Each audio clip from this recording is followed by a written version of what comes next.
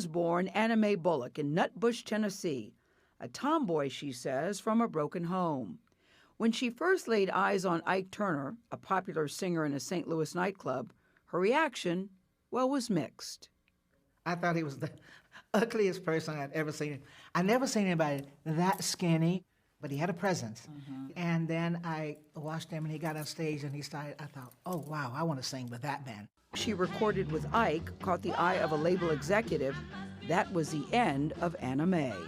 When I recorded the song A Fool in Love, Ike took it to New York, Juggy Murray of Sue Records. He said, why don't you keep it with the girl's voice? I like it. And then Ike, he hadn't considered that. So then Ike's problem was he was a musician that always wanted to be a star and was a star locally, but never internationally to travel. So he then changed the name to Ike and changed my name to Tina because if I ran away, Tina was his name. It was patent, as you call it. So he could own you. So he could own me. I am smart. He was an educated smart man, but he has a common sense and a really strategy and con. So he owned you? Yes. He just came home from the record company. He said, here's the record. And I said, who's Tina? He said, you're Tina. And you said, your name is Tina Turner? Yeah, he says, you're Tina. And I said, Tina Turner? It was really hard to say in the beginning. So he came back. I didn't even know that that was the name on the record. And so I started to feel something, and he started to touch me. I really didn't like it because that was my brother. That was my friend.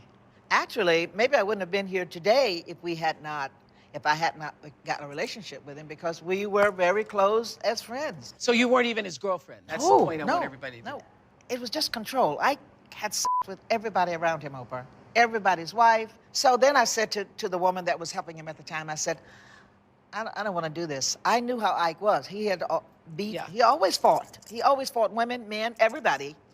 And my instincts told me I was moving into something that wasn't going to be good. And so she went in and told Ike. Yeah, so then she said, Ike, want to see you. So I went into his room, and he started that.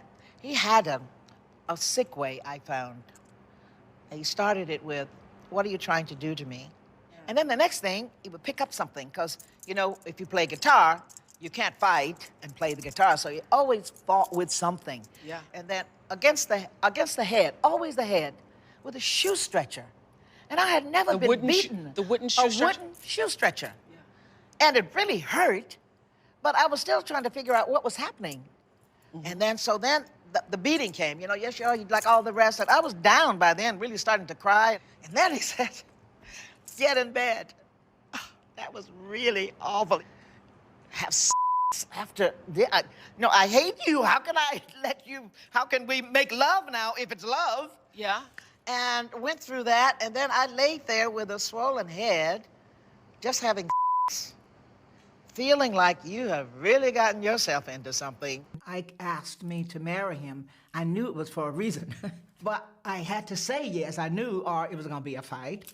And so then when we drove to marry, that wasn't my idea of my wedding. That first wedding and that first husband, Ike Turner, are still things that Tina Turner is trying to reconcile.